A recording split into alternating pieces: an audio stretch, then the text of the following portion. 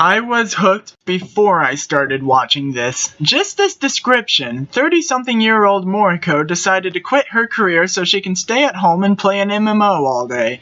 She created a male character and became BFFs with a female character secretly controlled by a dude, and this description alone is the markings of an awesome romantic comedy. I knew it before I laid eyes on episode 1. Character development was something done splendidly. Moriko starts out as just someone who wants to play MMO games, but by the end of the series she's still that, as well as someone who worries over little things and constantly finds ways to put herself down. She's certainly relatable, but not realistic. 9 out of 10 of us would love to quit our jobs and immerse ourselves in games non-stop. Her thinking, however, appears to be that of a high school student, but it's not that I blame her, it's cute.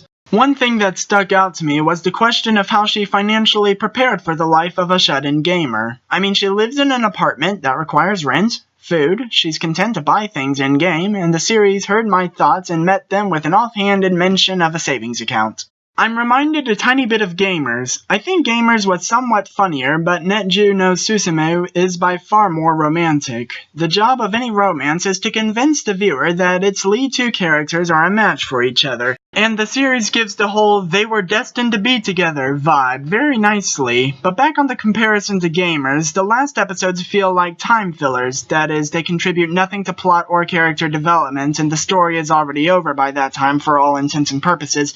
They just contribute a little more humor. One thing I loved is the way it handles relationships and relationships made online, that is to say, advantages and disadvantages.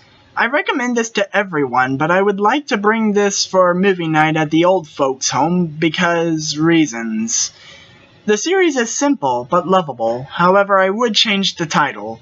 Moriko never recovers from anything unless having a job was something to recover from, but that was taken care of right before the events of episode 1, and from that point forward she doesn't do any major recovering. I guess MMO Junkie isn't a long enough title.